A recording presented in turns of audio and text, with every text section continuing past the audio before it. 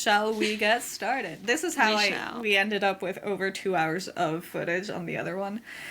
We do be yapping.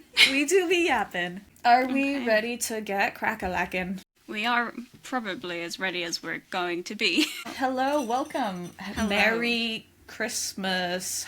Merry New Year. Merry New Year. We hope that you've had nice family holidays. Or, you know what? Let's scrap the family part. We hope that you have enjoyed the festive period. Happy New Year. Happy New Year. Speaking of, it's 2026. It's almost 2026, and we are here with a masterpiece of cinema. For this episode, we watched New Year's Eve from 2011, directed by Gary Marshall, and which stars Sarah Jessica Parker. Everyone in Hollywood and Bon Jovi. And Til Schweiger. But yeah, so we've got Sarah Jessica Parker, Jessica Biel, Michelle Pfeiffer, Halle Berry, Zac Efron, Bon Jovi, Robert DeNiro, Sarah Paulson, Abigail Breslin, and more. I'm gonna do a quick synopsis of this movie because I feel like there is no way of fully synopsizing it. There's no way of doing a short summary of it. Because I'm not sure it really has basically we're following multiple stories on New Year's Eve. So we have multiple stories. Some of them intertwine, some of them don't. And yeah, it's New Year's Eve in New York City, and people are getting ready for We're back in New York.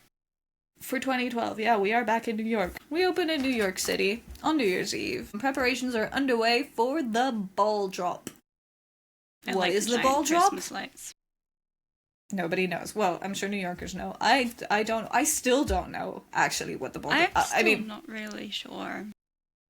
Well, the ball goes up, and I suppose that the ball comes down. But it looked so slow. It did in the movie. I my whole life I was imagining, and this is just because when I was a kid, I heard the phrase for the first time, and I was like, there's no point of reference. I imagined a big metal ball, just and then we're just dropping it. Yeah. Dropping properly. If it goes slowly, it's not dropping. This movie recap is going to be really difficult because they do the thing where they make scenes extremely short. And I hate that. So short. I got whiplash. You get whiplash. Whiplash watching this movie. This movie was so fucking confusing. First of all, I forgot Hilary Swank's name, and in my notes, I am so sorry to say she is called Tooth Lady because I am a bad person. I'm gonna be real with you, Chief. None of these people are referred to by their actual name in the movie because I do not know their names. Zac Efron and Bon Jovi are referred to by name. That's it. Well, I know that Bon Jovi plays Jensen. I don't know a single other name other than Haley, the daughter. She's Abigail Breslin. The teenager. Yeah. Okay. Otherwise, people are referred to by their actor names or roles they have played. Except for Sarah Jessica Parker, she is referred to as Meredith. For obvious reasons. Valid. Hilary Swank, she's in charge of the ball drop. She's doing it. And then immediately we switch over to Michelle Pfeiffer falling into a pile of trash. Which I put, what a mood. Yes. It's such a mood. But also I did write, what is it with women in Christmas movies unable to exit buses without falling? This is true. Why are they so clumsy? This is not a fun trope. Keep women on their feet, please. Our knees are so tired. Just to give an idea of how choppy this movie is, I need to read some of my notes just in order because it's dreadful. I've got, we're back in New York. I like the giant Christmas lights. Ew, the police. T11, oh my god. Claire is very important, I guess. She's all teeth. Face planting into the trash, what a mood. Is that Zac Efron? Who the fuck are these people? Wow, this guy is a fucking killjoy. Oh my god, it is Zac Efron. It is Zac Efron. It is Zac Efron. Took me a moment. And then we're in Connecticut. No, well, first we're in the hospital. Yeah, that. Connecticut is later. Is it even Connecticut? I thought it was just upstate He said New York. Connecticut, and I was Connecticut? I wrote Connecticut, question mark. See, I completely glossed over that. But yeah, so after Michelle Pfeiffer falls over and we see Zac Efron, we get to the hospital and Sarah Paulson and Til Schweiger are, first of all, the oddest couple to have ever coupled. Not quite. Okay, true. Very debatable, but also, can we talk about this concept? Like, Americans don't have fucking healthcare. However, we are giving them $25,000 if they push out a baby first. And then after that discussion about the money, we immediately switch over to the New Year's Grinch. And I wrote, again, like, we don't talk about rape apologists on this podcast, so he will remain unnamed. I forgot what his character name is, but I did note that eavesdropping on the neighbors is a mood. Then we go to Connecticut. Then we're in Connecticut. We're in Connecticut, and Written, we may give kisses to the missus. Oh, true. And the best man is very important. The best man is very important. He's also the only guest. They couldn't hire any background extras.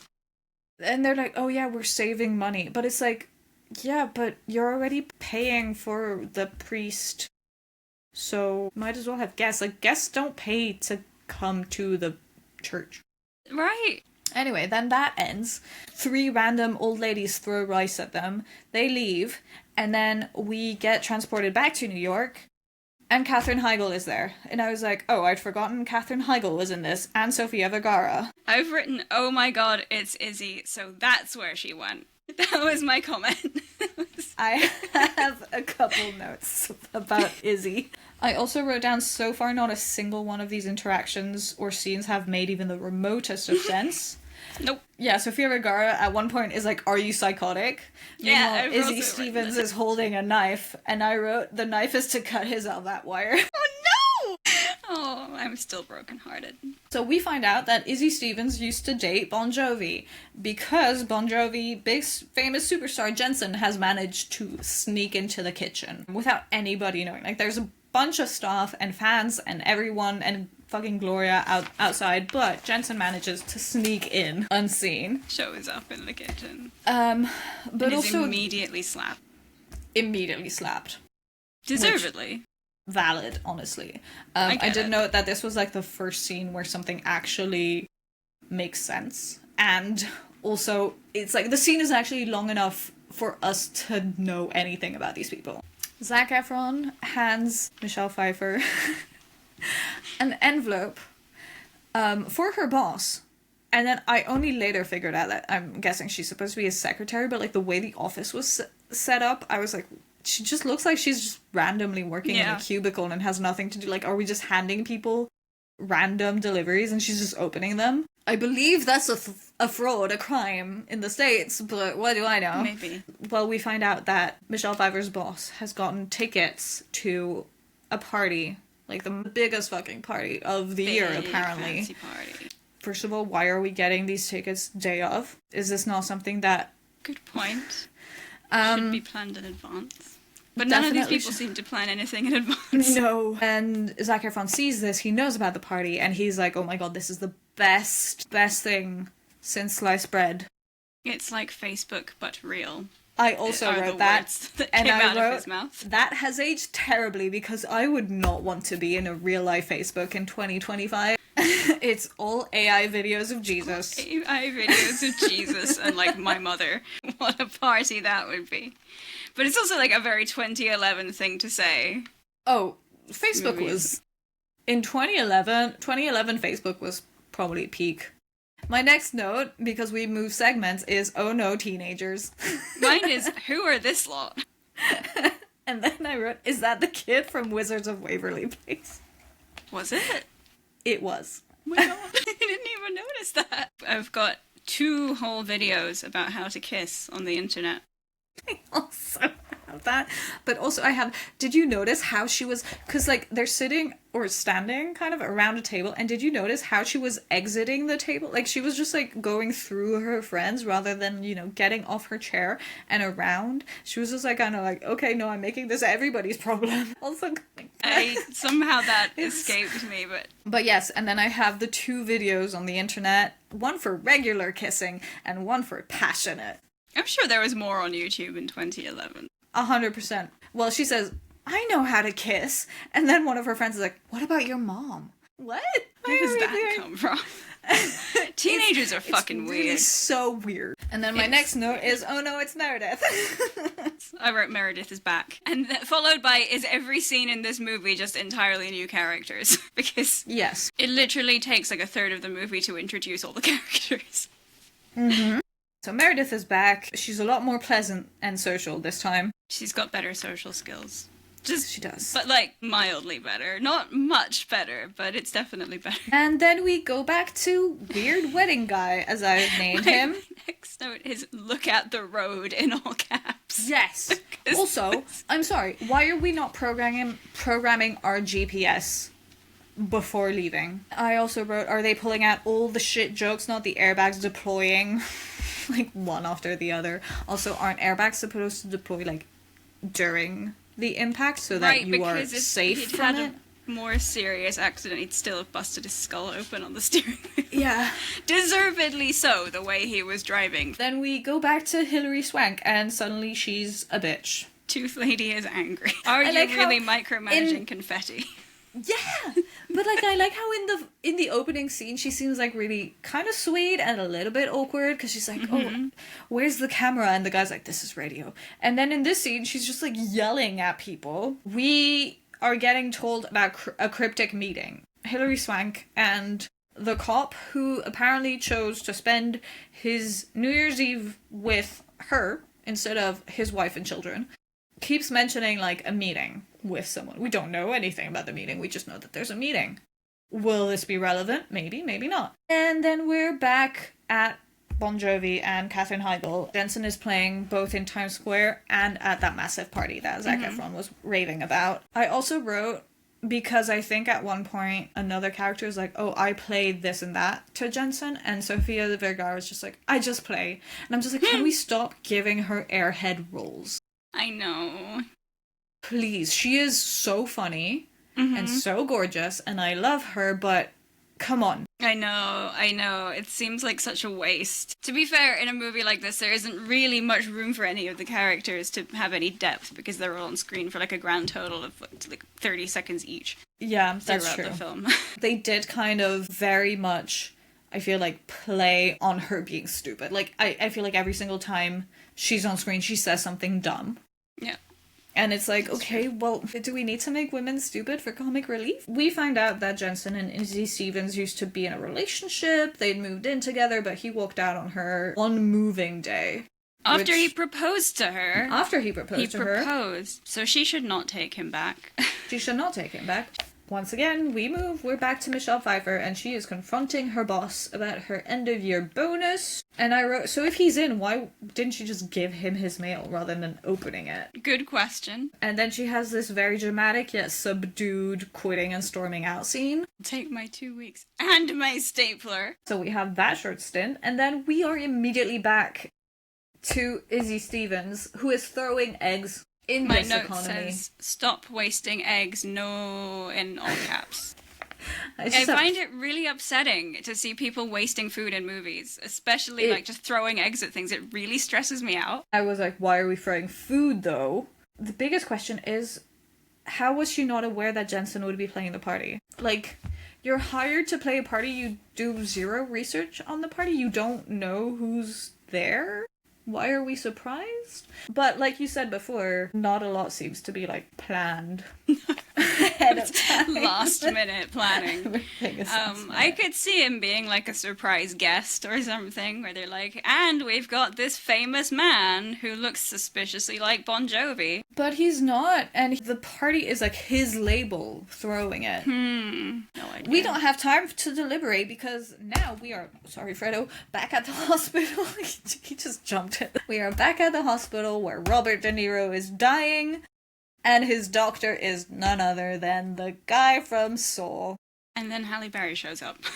I also wrote down another cancer plotline in a Christmas movie that's 3 for free. Then I did write Halle Berry enters as hot nurse. She is pretty hot. Gorgeous woman. Gorgeous She is. woman. Stunning. Robert De Niro is dying, and then we immediately switch back to the New Year's Grinch and Leah Michelle, and they get stuck in an elevator because They're stuck in the shittest lift in the world. they are stuck in the shittest elevator in the world, but also we need to talk about this elevator because, first of all, how do they not have any signal there? Because this elevator it's Mesh. it's mesh on all sides. It's in between two windows. What is it that's blocking the signal? What are these windows made of? Because they should have signal. And it's wild to me that there wasn't even like an alarm or anything. There was, but it just didn't work. I also did write, so far this is the most uneventful and boring plot line. Who cares about either of these people? I know. Like, right from the start, I was like, do we have to? Like, can we just... It's like, I'm not sure this was necessary to the film. It was not. We could have cut it out and actually, like, learned a bit more about the other characters whose names we can't remember because they're only on screen for 5 seconds at a time. Also, this building is fucking massive. How was no one else being like, hey, the elevator's broken? That's another good question. And then we immediately switch to a woo-woo doctor. My note about this says, if someone called me Dear One when I was about to give birth, I'd queef in their face. Because, like... Absolutely.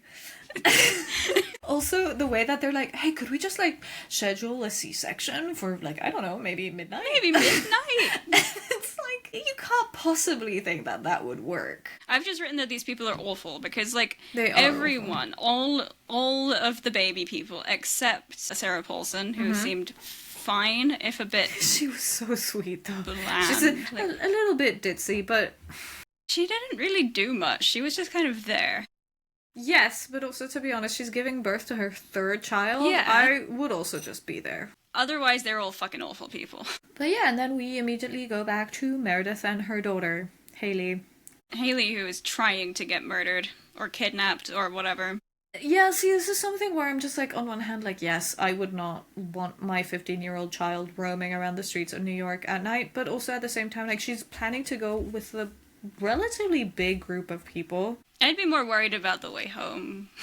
Yeah, I did actually write that. Why doesn't she just, like, go to Rudy's Diner while Haley is at Times Square too? And then at the end, she offers to just, like, chaperone them all home. Not unreasonable. Also, we find out later that Piper's mom exists. So it's not like they were unsupervised. Piper's mom is unironically my favorite character in the whole movie. I actually wrote down, I was like, how is Piper's mom the person I relate to the most in this movie? I love her. So good. Amazing. It's so fun.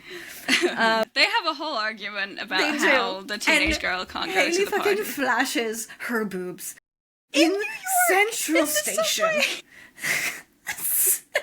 And just like, this is not a sports bra. And it's like, how is It's not a training bra. Training bra, sorry. Oh my god, but it's like bright. But it's just like, how is and... that? How is, first of all, a bright yellow, I'm assuming Victoria's Secret bra, a proof of maturity? I do not own a single yellow bra. In fact, I'm pretty sure the only time I did, I was about 15. Also, I did write that, me personally, I cannot see the appeal of standing around in Times Square for hours in December. Surrounded by people. We're back to Hilary Swank, and she is afraid of heights. How is inexplicably, in a way that no one seems at all bothered by. I have so many questions, because how is the solution to someone being afraid of heights? To pick them up as if they were a sack of potatoes, hoist them on your shoulder, and walk up with them, because... That would make me feel worse. Yeah, That would make me more scared. Up to a certain level, I don't love heights. I'm not, like, catatonic from it, but if somebody hoisted me up and held me like that, and I was just, like, face down looking at the height... On those stairs... I would die. I would literally die. It would not happen. No. How is this the one thing that was planned for as well? Like, the guy's like, do we need to do what we talked about? And then the guy comes and just hoists her up. Like, this is the only thing in the movie that has been planned well enough in advance for it to be, like, a thing. Yeah. But yeah, we're back in Connecticut. And I wrote, where do I know this actor from? I have the answer. We know him from Princess Diaries. He is Paolo the makeover guy. Really? Where there's the thing about a moose, and then he's like, make all the boy moose go wah, or something like that. Initially, I wrote the tower guy is such a mood. He was being completely uncooperative. but in a reasonable way. And then he's just like, I just want to watch porn with my girl. And then I was like, oh, never mind. Yeah. That was kind of like, oh. Yeah. And after that, we go back to Catwoman. OG. I did specify OG because we do have Halle Berry, who is another Catwoman. And Zac she's Efron. now shivering outside a building. I wrote, girl, go home. But she called Zac Efron. Who she has bought for the day, as she tells him. I wrote down, I think we stopped by people a while ago. I just wrote, like... Very questionable phrasing right there. I also wrote, girl, how do you want to go to Bali by midnight? I also wondered that. But I gotta say, I did like this concept. Also, I don't know whether I mentioned this. I actually like this movie. I know it wouldn't seem like it, but I've seen this movie many a times. I will rewatch it. I'm not saying it's good. I'm saying I like it. I didn't think I'd seen it before until Bon Jovi showed up. And when Bon Jovi was in the kitchen, I was like, oh my god, I think I have seen this movie before, because I remember asking whoever I was watching it with, which might have been you, is Very that Bon likely. Jovi? I do find her and Zac Efron's segment about fulfilling her resolutions, I really like this segment. I do like It's that one, yeah. very sweet and it's very cute, like I think I the wrote ways. that later. I wrote, they're such a weird couple and somehow this is still the most likable plot Right? in the whole movie. They absolutely are the most likable. They ride off on a scooter Oh, on a Vespa, and yes. Trash Lady is riding it in the weirdest way. Side saddling the Vespa. I don't know if that would be allowed, and if it is, it shouldn't be.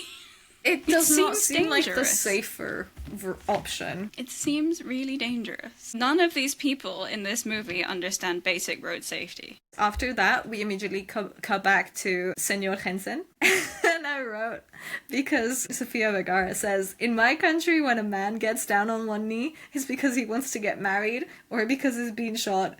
Sometimes both. And I was like, oh, this is just Gloria pre-J. It is. I did enjoy that line, though. I enjoy the notion This of it. this could have been like straight out of Modern Family. It could have. It really could have. It might have been, actually. My notes are, Bon Jovi is a dick. Why I have commitment issues, but it's obviously not my fault. Why would it be a man's fault? It's just, I hate this when a man is like, oh, I made a mistake. I proposed, and then we moved in together, and then I ran away. I left because it got too much for me. And it's too much. How do I get her back? And it's like, you don't. She should not take you back. No, you she need to should go to not take therapy. you back. You need to leave her Figure the out fuck your alone. fucking shit, and then maybe one day you can have another girlfriend. These people have too much free time. Like, they're supposed to be, like, catering the biggest party of the year. They're always sitting around chatting. But regardless, she comes back and she slaps him again. But it's funny because my note before that says she should slap him again, TBA. And she does. And then she just, like, truce. And it's like, no, don't truce. Slap him a third time. Slap him again, yeah. Not that I know that violence is bad and we shouldn't be slapping people in general, but no, definitely not. Absolutely he's a not. dick. But he left you. And then he's like, I'm ready to commit. Get on my tour bus with me. And it's like, I don't think you are, though. Like, this is a little bit later, but I do remember taking your ex on tour is not going to rekindle the romance. Also, the reason that I say that it's a little bit later is because this scene is cut because we go back to Zac Efron for like 13 seconds. I don't think I even wrote that down. Well, they have like they eat like a croissant and they have a cup of coffee in front of a Tiffany's store for the breakfast at Tiffany's, which is very cute, but again, why do... But, like, the fact that it's just kind of slotted into this conversation is, for me, really bothersome, because, like, first we're in the kitchen, then we're at Tiffany's, and then we're back in the kitchen, and it's like, well, could we not have done this differently? Yeah, the way it's edited can be very jarring. Yeah, it is, like you said at the beginning, like a fucking whiplash. But basically, Zac Efron has breakfast at Tiffany's, and now Izzy Stevens and Bon Jovi are friends. And they're just laughing, haha, it was so funny how you broke my heart and left me. Couldn't be me. I know that I tend to hold more grudges than the average person for much longer, but I would be like, set his tour bus on fire. Absolutely. And I'm like, first of all, yes, I would be upset, but then I'm also thinking about like all the logistics of like, well, I'm assuming they signed a lease together, they moved in, so she needs to find a new apartment unless she wants to stay in the apartment that she was supposed to live in with her fiance. It just, all of this to me would just, I would be like so mad. I'm so mad. No, it really pisses me off. She's too forgiving. She shouldn't too forgive forgiving. him. No, she should. Yeah. Denny would never Also, have done what's to this. say that he won't do it again? Anyway, then we go back to the elevator. They're still in the lift. That's They're all I've still written. in. Yeah, they are. And there's a trapdoor. He picks her up. And again, the weirdest way. Like, what happened to giving people a boost? Like, no, he picks her up, like, right under her butt. fair, Like, it's like, we are nose to vag right now. This entire scene is also very weird because the top is all mesh. Like, So yeah, it's you like, can see through it, like you could have seen the lock. But then we go back to the teenagers. And I gotta say, they are the weirdest fucking teenagers I've ever seen in my life.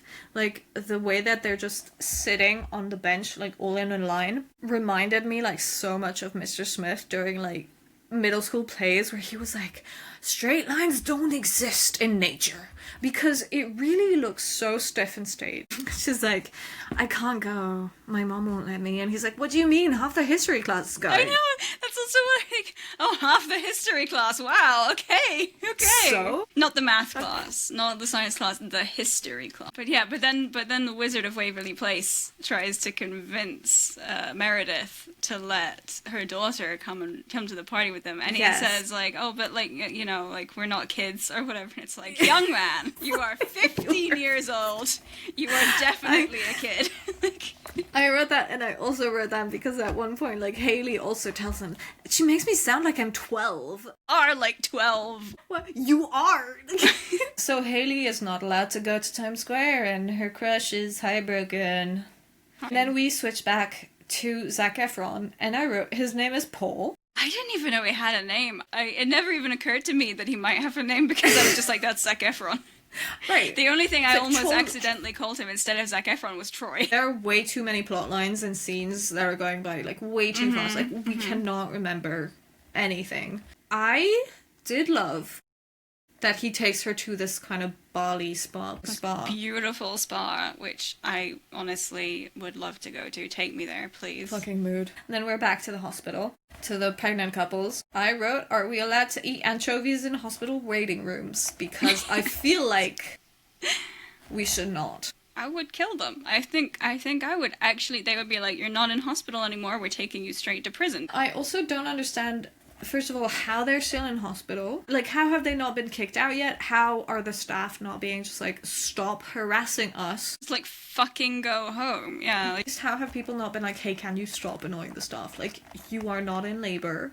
Come back when you are. We do not care about the money. We have jobs to do. right. I've written down my favorite line in this whole movie. Is for it her the face. same that I have written? Crammed with yams. My wife is full of yams. Crammed with yams.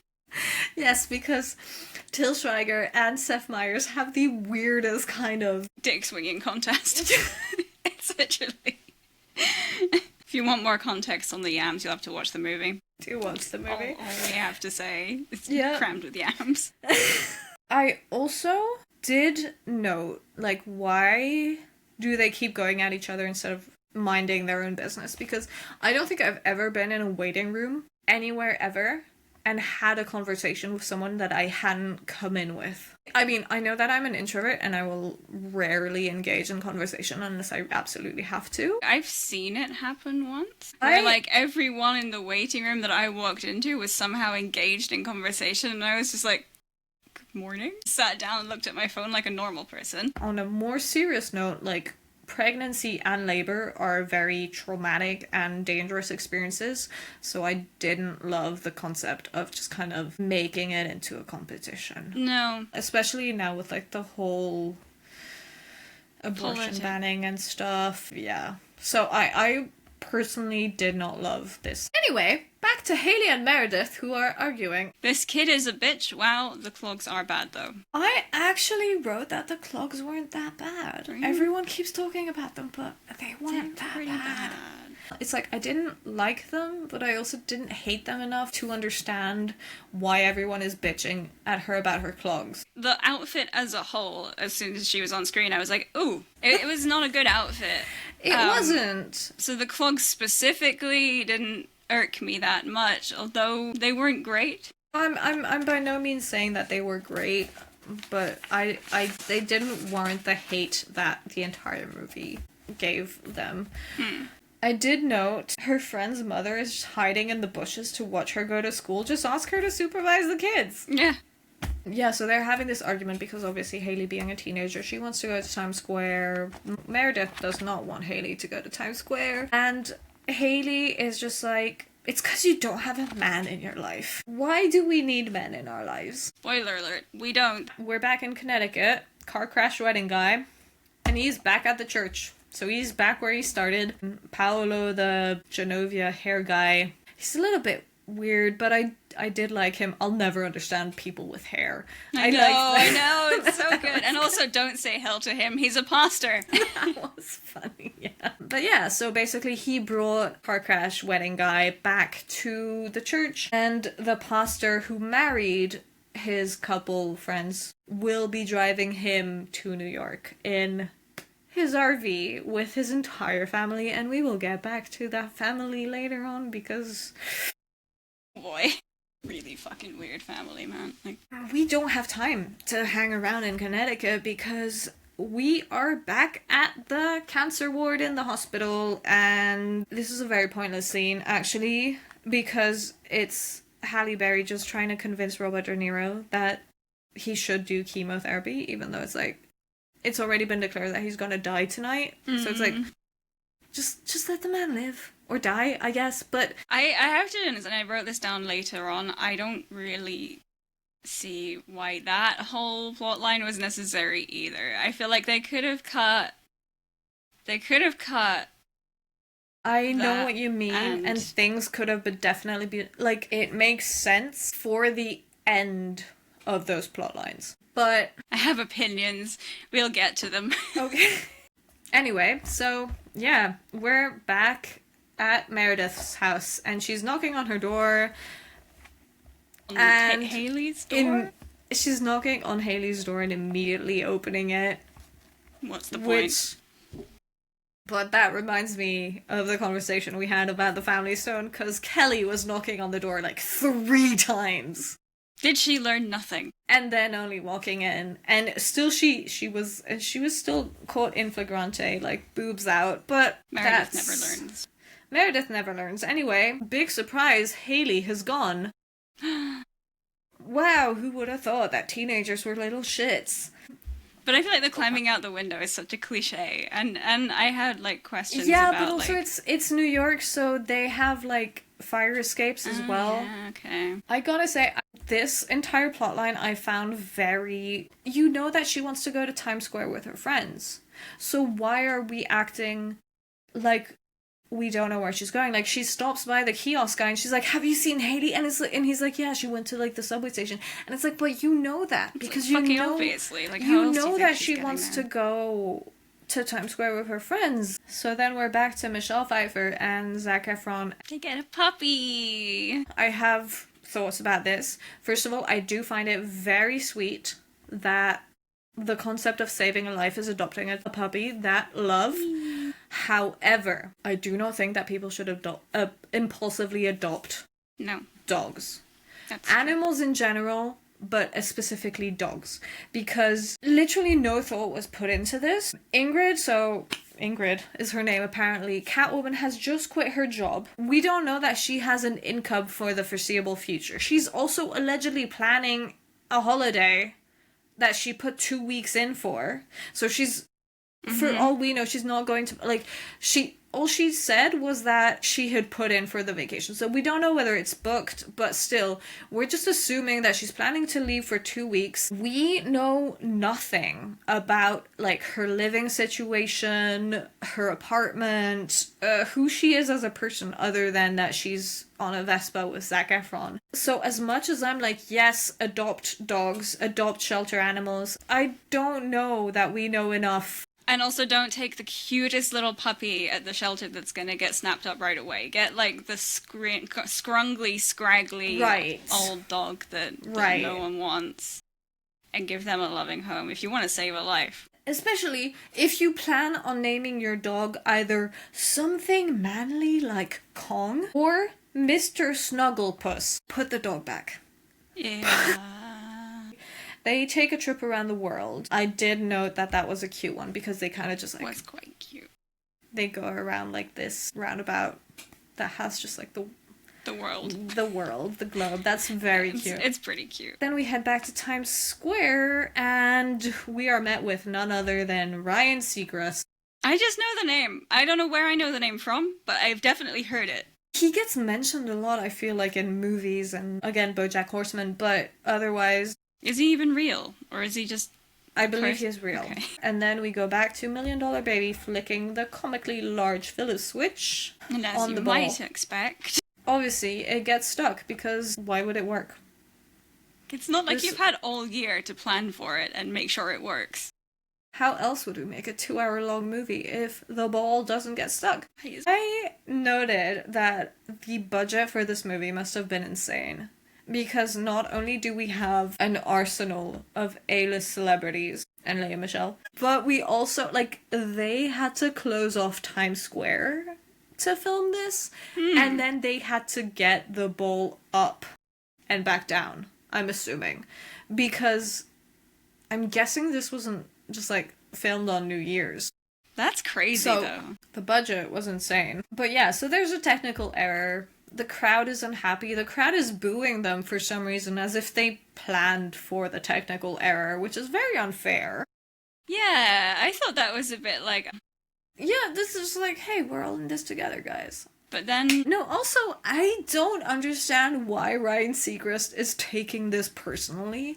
Like, he's just like, I can't go out there, like, my hair needs to be up or whatever. And it's just like... the pressure... What did he say? Where is it? Oh my god. Pressure messes with my hair. Yeah, and it's just like, dude, what pressure? You're just the host. Like, you're not liable for anything. And then we cut back, and wedding guy is in an RV with the world's most annoying family. They really do seem like awful people. The conversation is so weird. He wants to write a note, a message. He has something to say to someone who he's meant to be meeting, but he's not inspired. And the mother's like, what inspires you? And he says, pizza.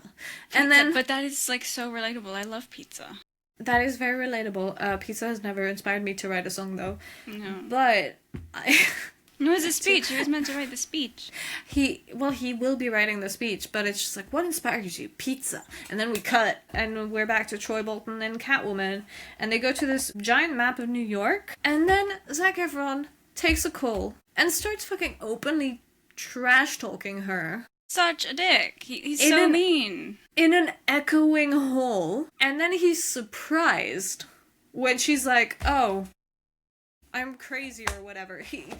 Pathetic, in a cute way. We don't have time to dwell on that because we are back to Times Square and the ball is still stuck and we need to call in the Kaminsky. We're back at the hospital already and... Well, no, actually, no, we're not at the hospital. Right? We're at their apartment because they finally got kicked out of the hospital for harassing the nurses.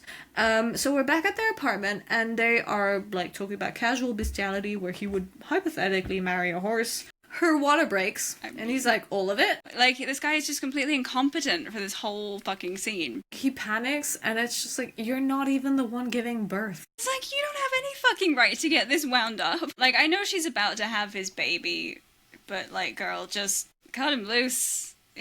You're gonna be raising 2 children. Unfortunately, it's also just like, oh, peak 2010 comedy of like, oh, men are useless. Ha ha ha. Now in 2025, we're like, men need to stop being useless because this is genuinely not funny. Well, that's happening. We're back at the hospital with DeNiro, and he is also, I had to write down, or like, why is everyone so focused on relationships? Because Halle Berry is, you know, being his nurse and stuff, and he's like, why are you here? Don't you have a hot date? And it's like, I mean, she does, but also, can we just let women exist without the concept of a relationship?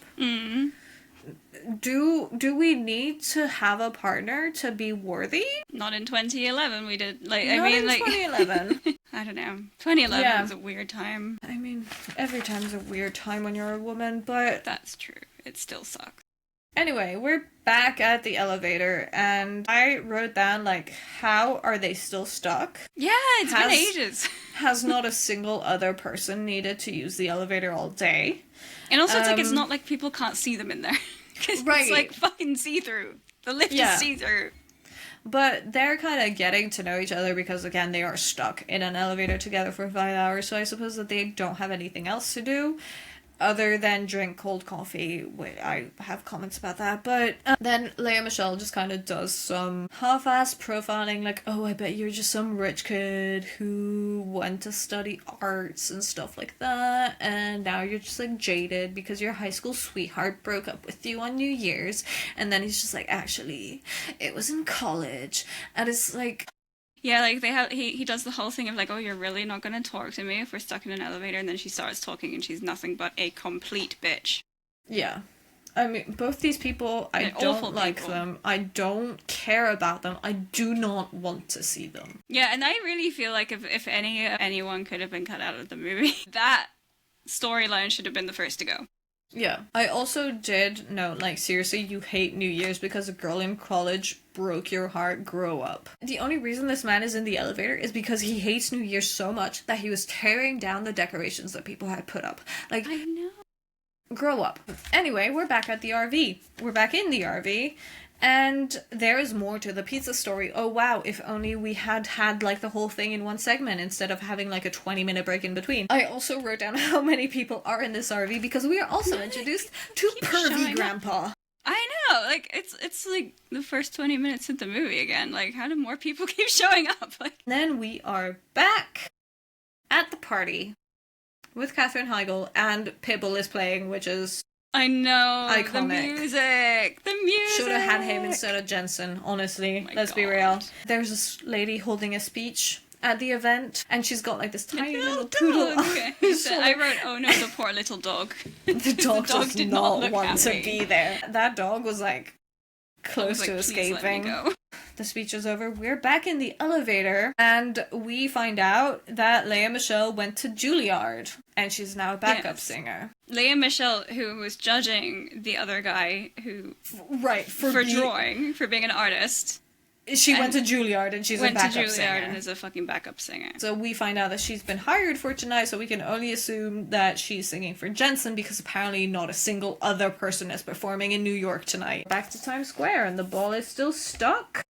But Kaminsky's here. I don't love how he was portrayed as just like some idiot, though.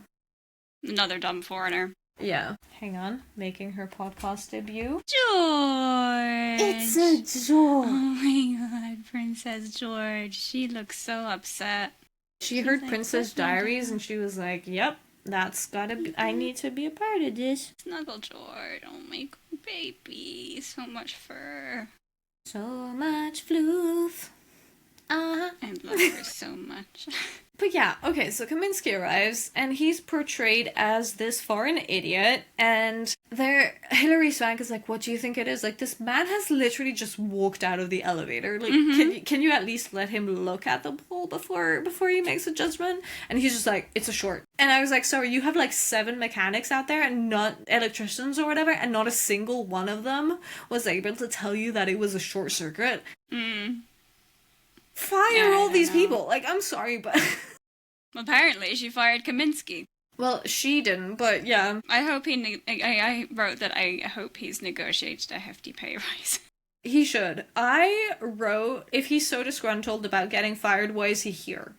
Because if I was fired, and people were like, hey, we need your help, Come and save New It Year's. would be I'd like be a like, massive middle finger. crash and burn, bitches. Anyway, we're in Times Square, so we're back at the teenagers, and we are introduced finally to the best character of the movie. We finally see Piper's mom. The icon. The icon that she is. She is just like between like two weird balloons. Now we are back to Hilary Swank, who is now holding a press conference to let us know that the ball is stuck, because we didn't. Nobody noticed. She makes it also like very deep and sentimental, and Very it's like inspiring. it's just like, girl, it's a short circuit. And fortunately for us, all of the other 1,000,001 characters in this movie happens to also be watching, so they could all get inspired by her moving speech. Her speech resonates with everyone. Everyone feels like a better person, and we are back in the RV. This man is still telling his story because those cuts don't make sense. Pervy grandpa. Did you boink her? Like, I know! Like, grandpa would have been thrown out on the highway if I was there. I swear to God. Like, what was the point of this character other than being obscene? it's not like there weren't enough other characters in the movie. I did note that when he's telling the story, he's just like, oh yeah, and then she stopped me and she's like, how's your heart? Right? And He told her all about his fucking boring-ass business life, and then she was like, but how is your heart? And then he's also like, who says that? And I was like, exactly. Who the fuck says that? I also have this. And then he pulls out the note that she wrote on the napkin. Sorry, on a napkin. Meanwhile, the grandfather is just like, oh, is that a naked picture? Awful. Awful.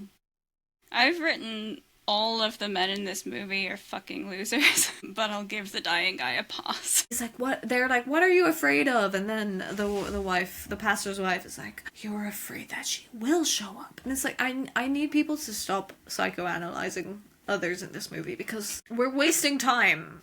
Why is this movie 2 hours long? Anyway, yeah. Oh, before we leave, we have to mention that the grandfather is just like, I'll do this. I'll step up and tap this and put this man in jail. I know! Yeah! We're back in New York. Zac Efron is peeing and answering his phone.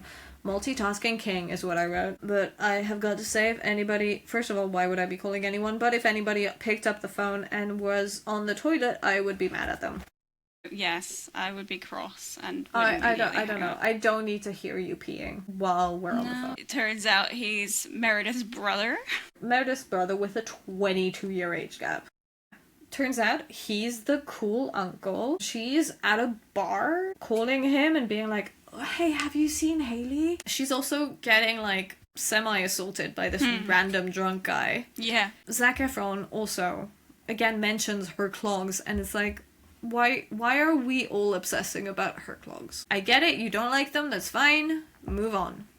So it turns out that Haley found the time to call him. Why is he being like so cryptic about it? Because he's just like, it takes like a good 5 minutes of phone call for him to be like, okay, well, assuming that she told her cool uncle. And it's like, why didn't you just tell her? And then he also asks Meredith for advice concerning Ingrid, I suppose. And then, given the new advice, he rushes back to Ingrid, who is kind of like in a coffee shop and low-key sad.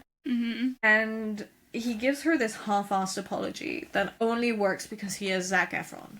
All I've written is that all of the women in this movie are far too forgiving. Big stretch, Mr. Fredo. Fredo! Baby boy! Oh my goodness, hello! Oh my god. Mr. Fredo. Maybe I'm just a bitch. I think we're that holds bitches. grudges. But no, you called your friend and called me pathetic. Loudly Only in I get public. to call myself pathetic. No, fuck off. You're not forgiven. No. We're back to Hilary Swank, who is acting like her life depends on the ball dropping. Yeah. Also, she's getting super deep with that cop that's been shadowing her all night, who has served exactly no purpose other than standing next to her. Genuinely, he's like, oh, I had to be here for you. At no point in this movie did he need to be there. And it's also one of those things where, like, there's just too much going on for any, like, friendship between them to be developed enough for it to be worthwhile. So. Right. So Hilary Swank is like, because they're talking again about the cryptic meeting, and she's like, why do I tell you stuff? And he's like, well, I'm a New York cop. People tell me things. Didn't age well. Did not age well. I had some thoughts about that as well. For the sake of time. For the sake of time, and that we do not have the authority or the knowledge to talk about, American politics, we will not be elaborating. So anyway, they talk about this mysterious hymn, and the movie clearly wants us to think that it's like Wedding Guy. Mm-hmm. But who knows? Because we are back to Jessica Biel and Seth Meyers. They get to the hospital, and obviously who else would show up at the same time other than Til Schweiger and Sarah Paulson? Because haha, why would anyone else? So we have these two men losing their minds. We have Til Schweiger yelling at Sarah Paulson's vagina, and we also have the most disturbing line in the entire movie where Sarah Paulson's like, oh, she just crawled right back in there. Whoever wrote that line should never be allowed to write anything ever again. The nurse declares, actually, this might be the most disturbing line. May the best vajayjay win. Stop. Then we have this very useless cut back to the elevator for literally 0.2 seconds. And we're back in the kitchens, and Katherine Heigl is chopping a pineapple. And she is apparently just letting her sous chef go watch the performing act. I'm sorry, you're catering the biggest party of the year. Why are you letting your sous chef just fuck off? Just fuck off. For an entire fucking performance. Bon Jovi is finally performing. He's been at the venue for like 18 hours at this point, but he's finally performing. So it's time for a montage. And also Lea Michele, being his backup singer, also joins into the song. But the entire time, I was just thinking like, how fucking awkward it must be in the elevator, because there's no music in the elevator. She's just there like harmonizing, and I was just like, this must be so fucking weird. Yes, it works in the context of the movie because we have the music, we have Bon Jovi, but I'm imagining being in the elevator while she is singing her parts a cappella, and she's also harmonizing and ad-libbing for like the end of the song, and I feel like if you were in that elevator, it would be extremely awkward. I would be dying inside. We're going through all the or a lot of the characters. Also, in the RV, Wedding Man is snuggled up to all three children. All the children! Stranger children! Weird, strange children. Grown man.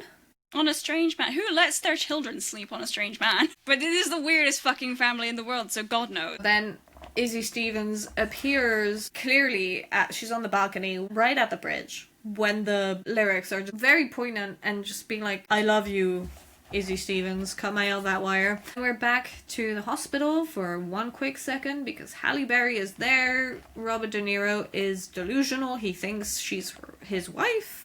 She's not. I wasn't sure if he was talking to his pretend wife. It was his hallucinated wife or his hallucinated daughter. Regardless, I did find it very weird that Halle Berry, like the nurse, is just shattering the illusion. Yeah, like... rather than just kind of playing along. He's dying. He's dying. Like, and nice. She's just like, nope, I'm Nurse Amy. Anyway, no time to deliberate because we're back to Zac Efron. And Zac Efron takes Ingrid to Radio City Music Hall. That is A, empty, B, she's swinging from... I know. I wrote, oh my god, what is Trash Lady doing and how did Zac Efron pull it off? Because what, why, and how, and where, and how. So... and also the way she's like ragdolling about like a corpse. Yes. First of all, I have notes because she looks super awkward swinging from side to side. We would have been living. I think that this is the sort of thing that we would just be... It would be the best excel. The best day of our lives. Beautiful. So, his sister... choreography and everything. Absolutely. But, okay, so Meredith is a costume designer. She works at Radio City Music Hall, but there is no way that she has the pull to let someone, like, to let her brother come in and swing a random trash woman from the rafters, the ceiling, the whatever. Back to the elevator. How are they still in the elevator? I think one of them says, I can't believe we're still in this elevator, and I'm like, yeah, I can't believe you're still in the elevator either. Because how? But also, so she's taken all the decorations and she's started hanging them up around the elevator, which clearly girly is going stir crazy. And then they're imagining being at a party. This is super creepy. I hate this. Like, it's so weird because, I don't know, role-playing, sure, but like, why are we role-playing seeing each other across the room and wanting to kiss? I think, and I wrote this down more or less in different words, that they've just been in the elevator for so long that they're both getting, like, you know, thirsty. And I'm like, are we about to have an elevator sex scene? Especially not in that elevator with the see-through walls. And, like, everything about it. It looks dirty and dingy and gross and nasty. I don't want to know what kind of infections you'd get, but... Tetanus, anyway. Probably. All of the tetani. Anyway, they're about to kiss, and suddenly the elevator is repaired by none other than Jim Belushi. Even he thought that they were about to get it on in the elevator. And also he was very insistent about it, and I was just like, please, Jim, please. We already have per grandpa. So we find out that they've been in that elevator for 8 hours, and I need to know, how did nobody need to go to the bathroom? Because he had coffee. He was drinking coffee. I think that's better left to the imagination. Moving on, I noted that for someone who should really get going, she sure is taking her sweet time because she's just like adjusting her hair in the mirror and she's waiting for him to finish talking to the elevator guy. And it's just like, girl, just she's about to get on stage with Bon Jovi. She leaves. New Year's Grinch gets back on the elevator, which I have got to say, if I had just been stuck on an elevator for 8 hours, my New Year's resolution would be taking the stairs everywhere I go. Top of the Empire State Building, I'm walking. I don't fucking care. I also did note that the old woman kind of closing the door really slowly. She's hilarious. But I see 7 people in that elevator, 4 of them being grown-ass able-bodied men, and not a single person is helping her close that fucking door. Trash. We're back at the hospital, and Seth Meyers is creeping on the other couple. He's just like watching them while his wife is giving birth, and it's like, this man should not be having a baby. Well, he's not. His wife is. He should not be allowed to get anyone pregnant. I also noted that she is very put together considering that she is giving birth. She looks wonderful. She looks fantastic. She does. Not a hair out of place. I wrote down, trust men to make birth about them. I know! Surprise, surprise, Sarah Paulson and Til Schweiger have 2 other children. Where did they come from? Where did they go? Nobody knows. Definitely not Cotton Eye Joe. So we're assuming that they had them before, right? So they left them in care of someone else. And then that person brought them right when Sarah Paulson's about to give birth. The worst time for children to be at the hospital. So we go back real quick to RV wedding guy, and then we immediately go back to Times Square, and Haley needed 8 hours to get from her subway stop to Times Square. Apparently. Because she's only now arriving there. And I like how we're seeing this woman, like, argue with staff, being like, no, but I'm the cousin of whoever or whatever. I don't really know what she's saying. There's, like, 7,000 people around her, and Haley stops that woman. And she's like, is this 54th? And the woman is like, no, this is 56th. Also, there's, like, 3 security guys in the background. And it's just like, why are we stopping the one woman who's in a heated argument?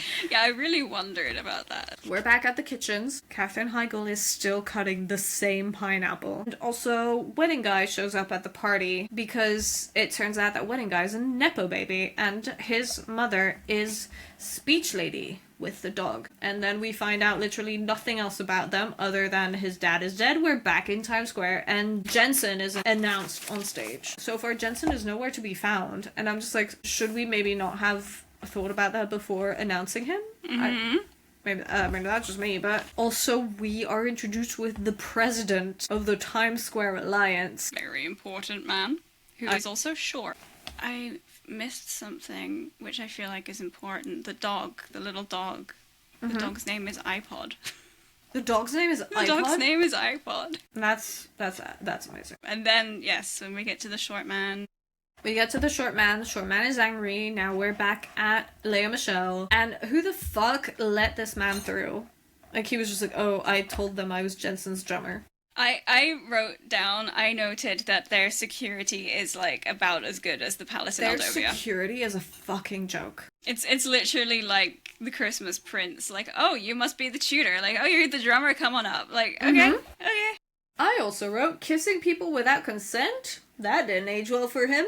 Yes, security is awful, but I feel like everybody is cutting it way too close, like, schedule-wise. It turns out Jensen is actually there. He's sitting on a car. Okay. And he's having this very cryptic discussion with Hilary Swank. He's like, oh, I ruined things with Izzy. I don't think I deserve a second chance. And it's like, you don't. You really don't. You don't. Leave her alone. Leave her alone. I like how not Katherine Heigl, Hilary Swank is like, I have the same situation. It's like, no, you don't. No. You literally have two very different situations. But yeah, she gives him great advice. And then he's like, wow, how do you know all this stuff? And she's like, we girls have a handbook. And then I wrote, what does it say about the night sweats? Hilary. I would like to know too. Asking for a friend. Yeah, the girl handbook. I feel like I could have done with a copy of that. Yeah. Where do I get mine? And then she finishes this interaction with "You rock," which is just one of the most cringe things. Jensen does finally decide to perform. Somebody also runs on stage, so security is absolutely a fucking joke. Ooh. No. Oh. Suddenly orange. Dude, you have an entire desk. You don't need to be on the keyboard. Fredo! His little face! Kaminski. Or is he? Has repaired the ball. Poor man gets lifted. Ball first! Down!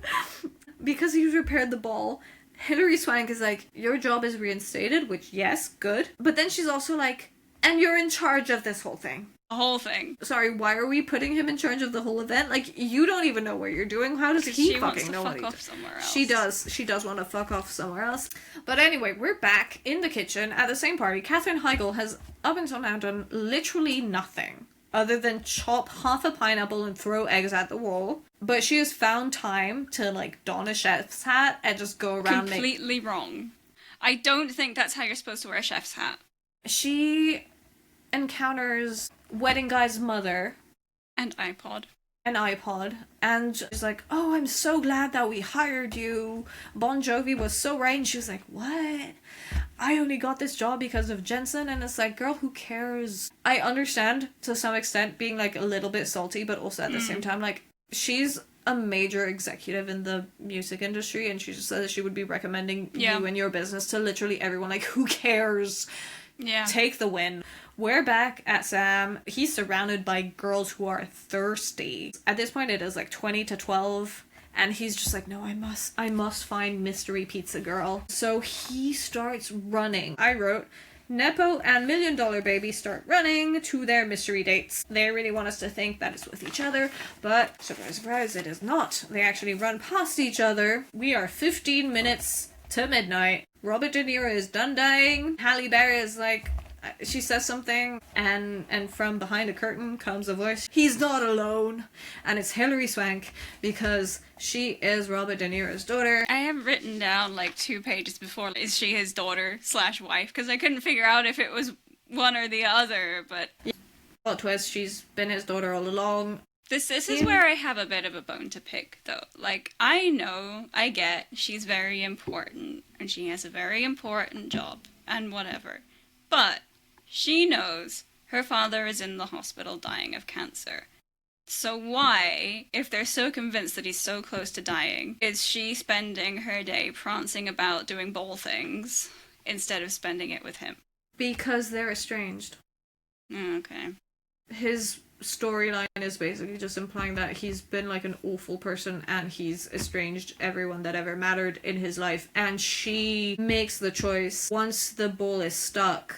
And she's just like, oh, hey, maybe we should take this moment to reflect and think about what's important to us. And that's kind of where she realizes that I should probably go see my dad. Also, given that they are estranged, at this point, I don't think that she knows that he is this close to death. She must know that he has cancer because she does know that he's in the hospital. I guess. Maybe. Side note to Izzy Stevens, who is now throwing chocolate parachutes I off love the balcony. Parachutes. The parachutes are so cute. No time to linger on the parachutes, because we're back to Hilary Swank jailbreaking Robert De Niro while Halle Berry gets changed in the nurse's office. If Grey's Anatomy has taught me anything, is that they have locker rooms and many an on-call room. So why is she getting changed in the nurse's office? I don't know. This is New York, not Seattle. I've written, I'm gonna be so mad if this movie makes me cry, followed by boobs in all caps. Right, yeah, because then we go back to Sofia Vergara. But before we get to the boobs, Hilary Swank sneaks her dad on the roof. Halle Berry's like, oh no, that's fine. Patient's gone missing. It's alright. That's fine. No worries. We know he's on the roof, dying. Then, yes, in fact, we do go back to Sofia Vergara, and I wrote, is Sofia Vergara even in a project if no one comments on her breasts? Yeah. And then we're back to Halle Berry, who is Skyping with her military husband, like their video. She's like pouring at the computer. Like, right here. You're coming home soon, right? Given like how she's sitting, this man saw like the top of her head for the entire conversation. I know, she got all dressed up in that lovely dress. And he her just forehead. sees this part And the of her. hair. Yeah. The call actually cuts out later, but I like how it cuts out and it's like that VHS tape stopping thing. I know, not just like the Skype screen or something. Like. No time to cry over husbands because we are back to Izzy Stevens stuffing her face with chocolate. Until Jensen appears. Yeah. So he has somehow made it. He has somehow gone from this party to Times Square and back. And then he's like, oh, I'm cancelling the tour to be with you. Don't do that. Don't. Why are we jeopardizing our careers for someone? I'd be like, maybe not quite as pissed off as if he showed up with a tattoo of her name, but like almost. It's close. I also was really upset that when he walked in, she had a mouthful of truffle, and instead of just chewing and swallowing like a normal person, she spit it into a napkin. We have established that she doesn't care about food waste. She's way too trusting, couldn't be me. No, I like. She's just like taking him back. Like, girl, stand up. Yeah, girl, stop. Finally, after 7 fucking hours of this movie, the countdown begins. We kind of have like a montage overlap kind of scene. Haley's making her way through the crowd. Meredith is right behind her. Wedding guy is running. Happy New Year firework. I did note, like, how did it take Haley that long to get there when everyone else seems to be flitting through the city at Mach 5? That is a very good question. I could get on a flight to New York and be there faster. But yeah, anyway, countdown, Happy New Year, fireworks, and I noted, we don't actually see the ball drop. We are still clueless about still what the... confused. Europe wants to know what happens We when want the to ball know. drops. Everyone starts kissing, because that's what we do on New Several Year's. people grab police officers. I noted that this one girl is literally eating this police officer's face. Honorable mention to Piper's mom, who is pushing this one guy off. I know. We love Pfeiffer's mom. We have this moment where Katherine Heigl is smooching Bon Jovi, and she's like, if you're here and I'm here, then who's driving the plane? Because, like, if Jensen is not in Times Square, who is? Surprise, surprise, it's Lea Michele. Saves the day by singing Auld Lang Syne, and somehow nobody has any issue with that. Like, she's just out here singing in cursive, a cursive Auld Lang Syne, and how is anyone supposed to sing along with her? That's true. You're expecting all these drunk people to keep up. It's because it's a televised event. Oh, that's also a thing that that I forgot to mention. When Limo Guy comes out, president of the Times Square Alliance, he comes out and he's like, the world is depending on you, and I'm pretty sure the world is okay. Haley makes it to her friends, but unfortunately, this fake friend bitch snags her man and kisses him right as Haley arrives. I know. That I am like, that poor girl. Wedding guy arrives at his destination at the trattoria, and it's closed. Isn't it like gone? Wasn't it like demolished or something? It's demolished. He's been running for 20 minutes. His shirt is pristine. Of course, he's a businessman. Not a single crease, not a single bead of sweat. Troy Bolton shows up and kisses Catwoman. Bizarre. Adorable. Very cute. Checks off her final resolution. I'm still mad, because he was mean, but it's quite cute. Haley is in a diner with her mum. Her friends magically appear, and they're like, hey, we have after-party passes. And Piper's mom is there too. Piper's... kitties. Oh my god, we've had all 3 kitties for this episode. The children are here. The children have after party passes. They're 15. Who's letting them into the party? Wedding guy is just like waiting. He suddenly has a bottle of champagne. We don't know where it came from. He certainly didn't run with it. Imagine. So we're back in the diner, Wizard of Waverly Place. He walks in and he's just like, hey, to Haley. And it's just like, get the fuck out. No. Yeah, like, no.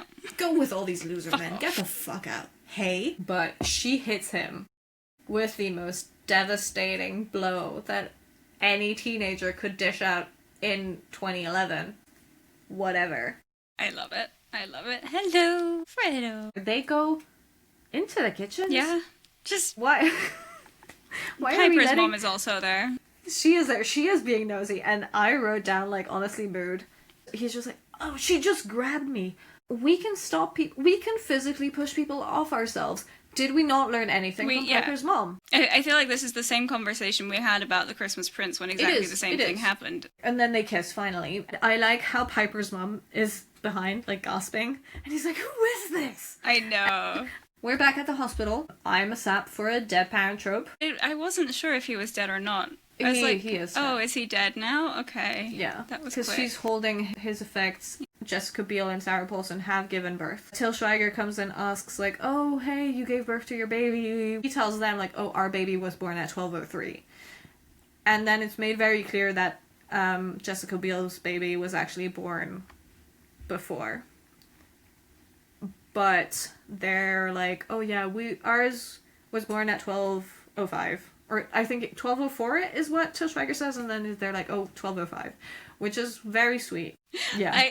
I wrote, I would divorce him so fast for losing me $25,000 after all of that.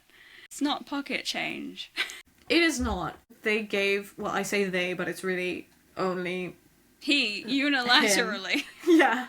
Making After the his executive decision. Wife, girlfriend, whatever, did all the work of pushing out a baby and still looks fantastic, considering. Right? I hope she divorces him and takes all his money. You've been replaced. I've been replaced. Oh, you can see an eye. Hello, handsome. Oh, hello. Anyways, okay, so moving on. We are back to Wedding Guy, who seems to have finally given up. There's loons now.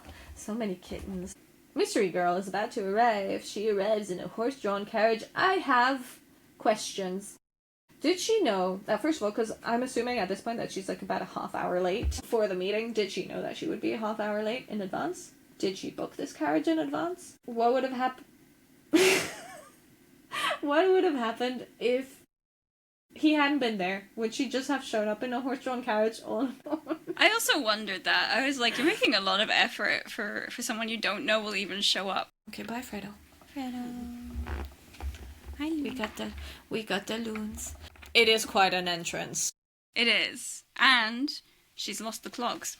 She has. Those are very nice shoes. And then she runs in them. Iconic. I'm impressed. I'm impressed. But I don't think it was a good idea. Meredith is a mystery woman. Surprise, surprise.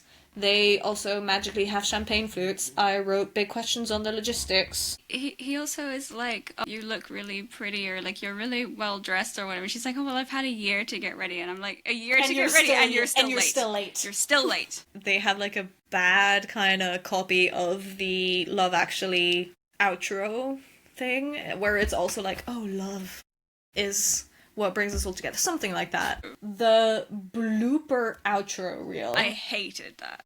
Is so 2000s. Hated it. What's your final verdict for this movie?